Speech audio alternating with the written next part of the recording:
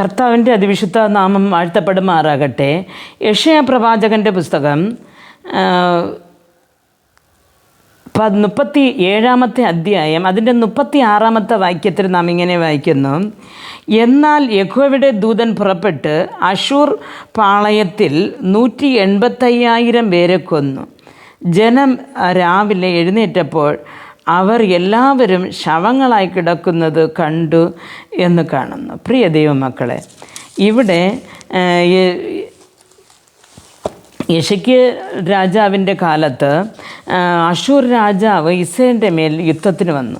അപ്പോൾ യുദ്ധത്തിന് വന്ന് അങ്ങനെ ജനം പേടിച്ച് വിറച്ചിരുന്നും കൊണ്ട് അങ്ങനെ യെശയ്യാ പ്രവാചകൻ്റെ അടുത്തേക്ക് ഈ യെശയ്യാ രാജാവ് പറഞ്ഞയക്കുകയാണ്. അവിടെ വന്നപ്പോൾ അവിടെ ഇതിൻ്റെ 37 അധ്യായത്തിൻ്റെ 23 വാക്യത്തിൽ വായിക്കുമ്പോൾ പ്രവാചകന് ദൈവത്തിൻ്റെ അരുളപ്പാട് ഉണ്ടായിട്ട് പ്രവാചകൻ പറയുകയാണ് 23 വാക്യത്തിൽ: നീ ആരെയാകുന്നു നിന്ദിച്ചു ദുഷിച്ചത്?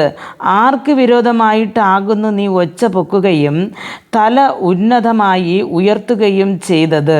ഇസ്രായേലിൻ്റെ പരിശുദ്ധന് വിരോധമായിട്ട് തന്നെയല്ലയോ എന്ന് പറയുന്നു. അപ്പോൾ ഇവിടെ ഇസ്രായേൽ ജനങ്ങൾക്ക് വിരോധമായിട്ട് അശൂർ രാജാവ് പ്രവർത്തിച്ചത് ഒരു ഇസ്രായേലിൻ്റെ ദൈവത്തിന് വിരോധമായിട്ട് എന്ന് പറയുന്നു.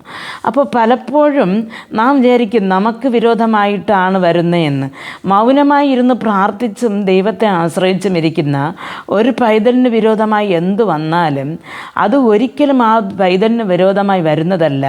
ആ പൈതൽ നിറഞ്ഞു നിൽക്കുന്ന ആ ഒരു ദൈവത്തിൻ്റെ ആത്മാവിന് വിരോധമായി അല്ലെങ്കിൽ ദൈവത്തിന് വിരോധമായി വരുന്ന ഒന്നാണ്. അപ്പോൾ അതിനു വേണ്ടി എത്ര കഷ്ടപ്പാടുകളുടെ മധ്യയിലും പ്രവർത്തിക്കുന്നത് ദൈവമാണ് പ്രവർത്തിക്കേണ്ടത്. അപ്പോൾ നമുക്ക് വിരോധമായി വരുന്നവരോട് വാഗൊണ്ടായാലും പ്രവൃത്തി കൊണ്ടായാലും ഒന്നും പ്രവർത്തിക്കാനുള്ള ഒരു അധികാരം ദൈവമക്കൾക്ക് ദൈവം തരുന്നില്ല.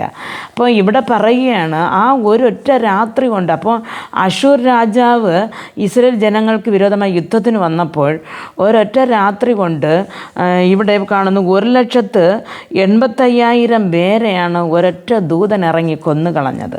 പ്രിയ ദൈവമക്കളെ, അങ്ങനെ ആയിരിക്കുമ്പോൾ നമ്മുടെ പ്രശ്നങ്ങൾ എത്രമാത്രം. അപ്പോൾ ഒരു സൈന്യത്തെ ഒരു രാത്രി കൊണ്ട് ഒരൊറ്റ ദൂതൻ കൊന്നുകളഞ്ഞുവെങ്കിൽ നമ്മുടെ പ്രശ്നങ്ങൾക്ക് ഒരു ദൂതനെ കൊണ്ട് എന്തുമാത്രം നമുക്ക് ചെയ്യും. പക്ഷേ ദൈവം പറയുന്നതെന്ന് പറഞ്ഞാൽ തനിക്ക് ദൈവത്തെ യഹോവയ്ക്ക് ഭയപ്പെട്ടിരിക്കുന്നവർക്ക് ചുറ്റും ദൈവം പാളയമിറങ്ങി കാത്തു സൂക്ഷിക്കുമെന്നാണ്. പ്രിയ ദൈവ പൈതലെ, അങ്ങനെ ഇരിക്കുമ്പോൾ നമ്മുടെ ജീവിതത്തിൽ വരുന്ന ഏതൊരു ഒച്ചപ്പാടുകൾക്കോ ഏതൊരു യുദ്ധങ്ങൾക്കോ നാം ഭയപ്പെടേണ്ടതില്ല. ഭയപ്പെടാതെ മുമ്പോട്ട് പോകുമ്പോൾ ദൈവം തൻ്റെ വലതുകരം പിടിച്ച് നടത്തുന്നതും നമുക്കെതിരായി നിൽക്കുന്ന ശത്രു സൈന്യത്തെ തോൽപ്പിച്ച് കളയുന്നതും നമുക്ക് കാണുവാൻ സാധിക്കും.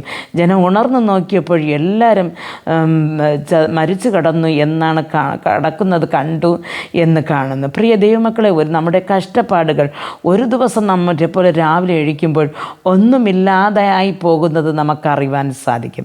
കർത്താവ് നിങ്ങളെ വിശ്വാസത്തിലും പ്രത്യാശയിലും കാത്തു വഴി നടത്തട്ടെ എന്ന് പ്രാർത്ഥിക്കാം. ഞങ്ങൾ അതിവാത്സല്യമായി വഴി നടത്തുന്ന ഞങ്ങളുടെ സ്വർഗ്ഗസ്ഥ പിതാവേ, ഈ അനുഗ്രഹമായ സമയത്ത് കർത്താവേ, നിന്ദകളും ഞെരുക്കങ്ങളും വെല്ലുവിളികളും പോർവിളികളും കൊണ്ട് മടുത്തുപോയിരിക്കുന്ന നിൻ്റെ മക്കളുടെ ജീവിതത്തിൽ ഈ അസീരിയ പാളയത്തിൽ ഒരു ദൂതനെ അയച്ച ദൈവമേ, 185,000 പേരെ കൊന്നതുപോലെ ദൈവമേ, ഇപ്പോൾ ഒരു ദിവസം കൊണ്ട് ഇവരുടെ പ്രശ്നങ്ങൾ മാറ്റിമറിക്കുവാനും ഇവരുടെ ജീവിതത്തിൽ ഒരു പുതിയ മേഖലയിലേക്ക് ഇവർ വരുവാനും ശത്രുഭയമില്ലാതെ കർത്താവെ സന്തോഷത്തോടെ ജീവിക്കുവാനും ഇവർക്ക് കൃപ നൽകണമെന്ന് പ്രാർത്ഥിക്കുന്നു. യേശു ക്രിസ്തുവിൻ്റെ നാമത്തിൽ പ്രാർത്ഥിക്കുമ്പോൾ പ്രാർത്ഥന കൃപയോട് കേട്ട് മറുപടി നൽകി തരണം നല്ല പിതാവേ.